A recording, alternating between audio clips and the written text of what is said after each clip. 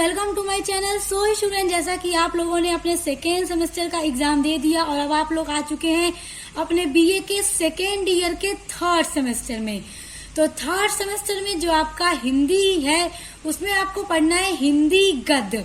जैसे आप लोगों ने सेकेंड सेमेस्टर की हिंदी में क्या पढ़ा था, कार्यालयी हिंदी और कंप्यूटर, जिसको मैंने पूरा कंप्लीट कराया था, पूरा सिलेबस के साथ ऑल यूनिट्स कंप्लीट कराई थी।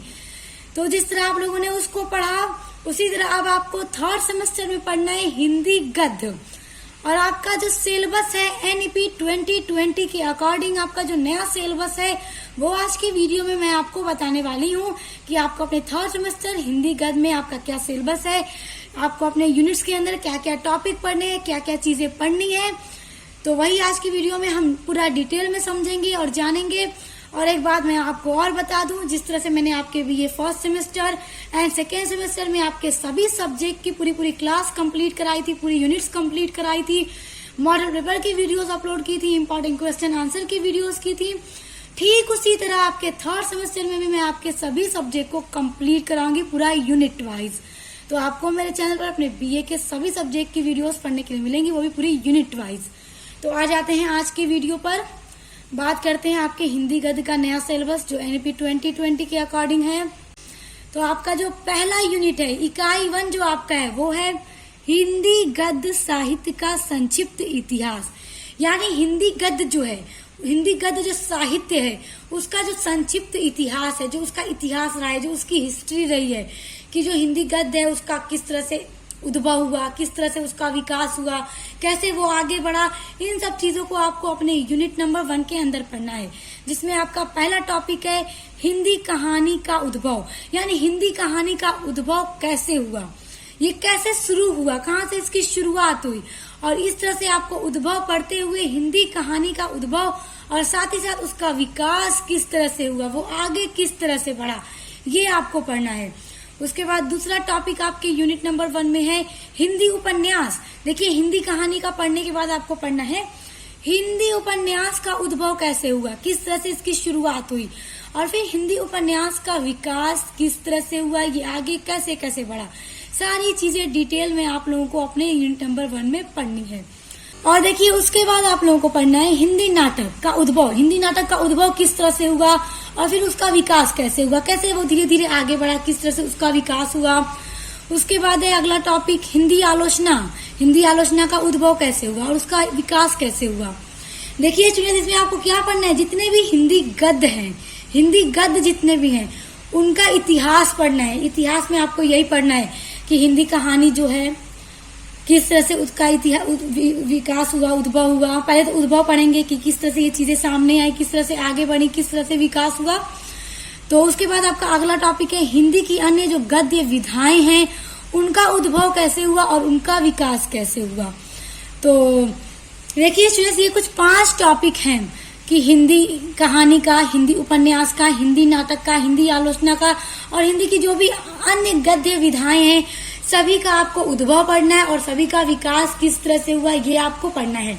और आपको मैं बता देती हूँ कि मैं आपकी ऑल यूनिट्स को पूरा एक सीक्वेंस में कंप्लीट कराऊंगी नोट्स के साथ, तो आपको परेशान होने की बिल्कुल भी जरूरत नहीं है। जिस तरह मैं आपके सेकेंड सेमेस्टर में आपकी कार्यालय हिंदी की पूरी यूनिट्स कंप्लीट करवाई थी, ठीक उसी तरह आपके हिंदी गद्य का भी कराऊंगी।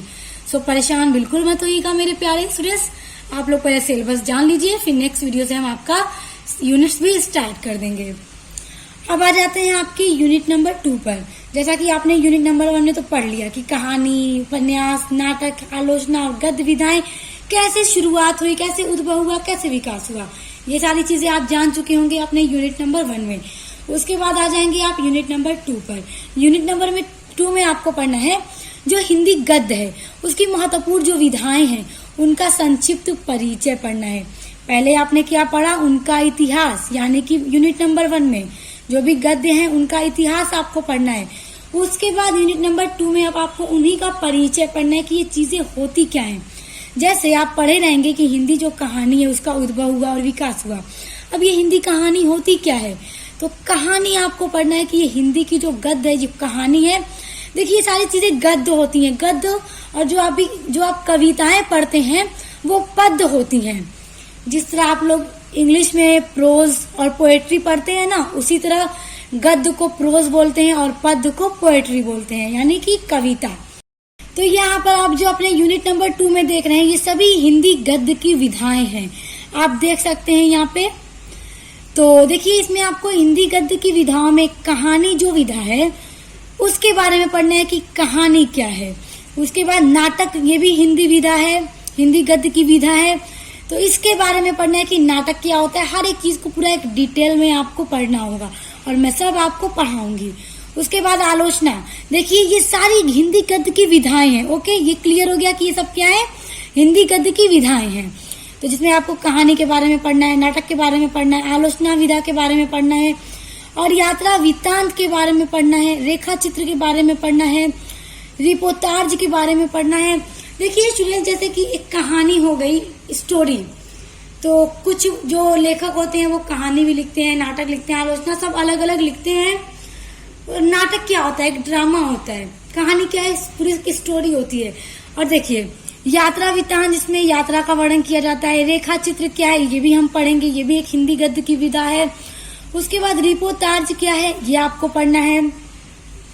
ये चीजें क्या होती हैं, यही चीजें हमको यूनिट नंबर 2 के अंदर पूरा डिटेल में पढ़ना होगा। उसके बाद जीवनी, जैसे राइटर अपने जीवनी के बारे में लिखता है ना, या फिर किसी की भी जीवनी के बारे में, वो आपको पढ़ना होगा। उसके बाद उपन्यास क्या है, ये भी हमने पढ़ना है, ये भी एक हिंदी गद्य की विधा है। उसके बाद एकांकी के बारे में पढ़ना है। फिर निबंध क्या होता है, निबंध, इसके बारे में पढ़ना है। संस्मरण, इसके बारे में पढ़ना है। डायरी क्या है, डायरी भी लिखा जाता है, उसके बारे में पढ़ना है। आत्मकथा, जैसे कि लेखक अपनी ही पूरी स्टोरी को लिख देता है, अपनी ऑटोबायोग्राफी, वो आत्मकथा होती है, उसके बारे में पढ़ना है। और व्यंग्य के बारे में पढ़ना है। देखिए यहाँ पर आप देख सकते हैं 1 2 3 4 5 6 7, यानी कि पूरी 14 हिंदी गद्य की विधाएं आपको पढ़नी है, जिसको हम पूरा एक डिटेल में पढ़ेंगे। अब आ जाते हैं आपके यूनिट नंबर 3 पर। यूनिट नंबर 3 में आपको पढ़ना है हिंदी की जो उपन्यास हैं और जो हिंदी की कहानियां हैं, उनके बारे में पढ़ना है।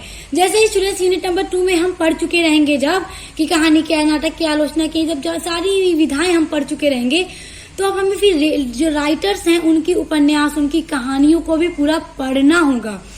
जैसे देखिए, मुंशी प्रेमचंद्र का उपन्यास पढ़ना होगा गबन। ये गबन मुंशी प्रेमचंद्र का उपन्यास है, इसको पढ़ना है यूनिट नंबर 3 में। तो देखिए मुंशी प्रेमचंद्र का जो उपन्यास है गबन, इसको भी मैं कराऊंगी। अब उसके बाद देखिए इसी में फिर आपको पढ़ना है यूनिट नंबर 3 में ही हिंदी की जो कहानी है।